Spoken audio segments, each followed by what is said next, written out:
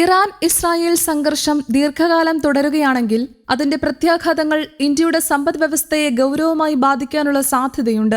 ഇതുവരെ പശ്ചിമേഷ്യയിലെ സംഘർഷാവസ്ഥയെ ഇന്ത്യ കാര്യക്ഷമമായി കൈകാര്യം ചെയ്തു എന്നാണ് വിലയിരുത്തൽ. ആഗോള വിപണിയിൽ വാതക വിലയും ക്രൂഡ് ഓയിൽ വിലയും ഉയർന്നിട്ടും രാജ്യത്ത് പെട്രോൾ ഡീസൽ റീറ്റെയിൽ വില സ്ഥിരമായി നിലനിർത്താൻ ഇന്ത്യയ്ക്കു കഴിഞ്ഞു എന്നത് വലിയ നേട്ടമായി കണക്കാക്കപ്പെടുന്നു. ലോകത്തിലെ മറ്റു വലിയ സമ്പദ്വ്യവസ്ഥകളായ അമേരിക്കയും ചൈനയും ഇന്ധനവില ഉയർത്തേണ്ടി വന്ന സാഹചര്യത്തിൽ ഇന്ത്യയുടെ ഈ നിലപാട് ശ്രദ്ധേയമാണ്. എന്നാൽ ഈ സ്ഥിരതയുടെ പിന്നിൽ ഒരു വലിയ സാമ്പത്തിക സമ്മർദ്ദം നിലനിൽക്കുന്നുണ്ടെന്ന് വിദഗ്ധർ മുന്നറിയിപ്പ് നൽകുന്നു. ഇന്ത്യയുടെ മൊത്തം ഇന്ധന ആവശ്യകതയുടെ 80% ഇറക്കുമതിയിലൂടെ നിറവേറ്റുന്നതാണ്. അതിനാൽ ആഗോള വിപണിയിലെ ചെറിയ മാറ്റങ്ങൾ പോലും രാജ്യത്തെ നേരിട്ട് ബാധിക്കുന്നു. കഴിഞ്ഞ വർഷങ്ങളിൽ ഇന്ത്യ സ്ട്രാറ്റജിക് പെട്രോളിയം റിസർവുകൾ ശക്തിപ്പെടുത്തിയതുകൊണ്ടാണ് ഇതുവരെ വലിയ പ്രതിസന്ധി ഒഴിവാക്കാൻ കഴിഞ്ഞത്. എങ്കിലും ഈ റിസർവുകളുടെ ദൈർഘ്യം സംബന്ധിച്ച ആശങ്കകൾ ഉയരുകയാണ്. റിപ്പോർട്ടുകൾ പ്രകാരം ഇന്ത്യക്ക് ഏകദേശം 20 മുതൽ 40 ദിവസത്തേക്കുള്ള ദ്രാവക ഇന്ധന ശേഖരം മാത്രമേ നിലവിലുള്ളൂ. ദീർഘകാല സംഘർഷം ഉണ്ടായാൽ ഈ ശേഖരം മതിയാകുമോ എന്നത് പ്രധാന ചോദ്യമാണ്.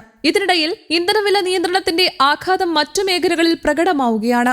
ഏപ്രിൽ 1 മുതൽ 19 കിലോഗ്രാം വാണിജ്യ LPG സിലിണ്ടറിന് 195.5 രൂപയുടെ വർധനവാണ് എണ്ണ കമ്പനികൾ പ്രഖ്യാപിച്ചത്. ഒരു മാസത്തിനുള്ളിൽ തന്നെ 310 രൂപയുടെ വർധന ഉണ്ടായി. സർക്കാർ റീറ്റെയിൽ ഇന്ധനവില നിയന്ത്രിക്കുന്നതിന്റെ സാമ്പത്തിക ഭാരത്തെ വ്യക്തമാക്കുന്നു. ഇത് ഹോട്ടൽ റെസ്റ്റോറന്റ് മേഖലയിലും ചെറുകിട വ്യവസായങ്ങളിലും ചെലവുകൾ ഉയർത്താൻ ഇടയാക്കും. ആഗോള വിപണിയിലെ ക്രൂഡ് ഓയിൽ വില വർധനയും ഇന്ത്യൻ രൂപയുടെ മൂല്യത്തകർച്ചയും കൂടി വന്നാൽ ഇറക്കുമതി ചെലവ് ഗണ്യമായി കൂടും. ഇതോടെ വ്യാപാരക്ഷാമം വർദ്ധിക്കാനും പണപ്പെരുപ്പം കൂടാനും സാധ്യതയുണ്ട്. Petroleum and natural gas regulatory board secretary Anjan Kumar Mishra വ്യക്തമാക്കുന്നത് പോലെ ഇന്ത്യയുടെ സ്ട്രാറ്റജിക് റിസർവുകൾ ദീർഘകാല ഉപയോഗത്തിനായി രൂപകൽപ്പന ചെയ്തതല്ല.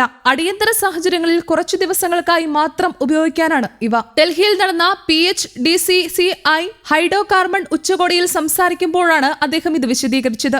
അതേസമയം നിലവിൽ രാജ്യത്ത് ഇന്ധനക്ഷാമം ഒന്നുമില്ലെന്നും സർക്കാർ സ്ഥിതിഗതികൾ അടുത്തുനിന്ന് നിരീക്ഷിക്കുകയാണെന്നും അദ്ദേഹം വ്യക്തമാക്കി. ഇന്ത്യ വിവിധ രാജ്യങ്ങളിൽ നിന്ന് എണ്ണ ഇറക്കുമതി ചെയ്യുന്നുവെന്നത് ഒരു പ്രധാന ശക്തിയാണ്. പശ്ചിമേഷ്യയ്ക്ക് പുറമെ റഷ്യ, വെനസ്വേല, ആഫ്രിക്കൻ രാജ്യങ്ങളായ മൊസാംബിക്, അങ്കോള എന്നിവിടങ്ങളിൽ നിന്നുമുള്ള വിതരണ സാധ്യതകൾ ഇന്ത്യ പരിശോധിച്ചുകൊണ്ടിരിക്കുകയാണ്. ഏകദേശം 40-ലധികം രാജ്യങ്ങളിൽ നിന്ന് ഇന്ത്യ എണ്ണ ഇറക്കുമതി ചെയ്യുന്നുവെന്ന് പ്രധാനമന്ത്രി നരേന്ദ്രമോദി മുമ്പ് വ്യക്തമാക്കിയിട്ടുണ്ട്. സംഘർഷം നീണ്ടു നിൽക്കുന്ന സാഹചര്യം ഉണ്ടായാൽ ക്രൂഡ് ഓയിൽ വില കുത്തനെ ഉയർന്നേക്കാം. എന്നാൽ ഇത്തരം വർധന സാധാരണയായി താൽക്കാലികമായിരിക്കുമെന്നും വിദഗ്ധർ വിലയിരുത്തുന്നു. വിപണി പിന്നീട് സ്ഥിരത കൈവരിക്കുകയും വിലകൾ പഴയ നിലയിലേക്ക് മടങ്ങുകയും ചെയ്യുമെന്നാണ് പ്രതീക്ഷ.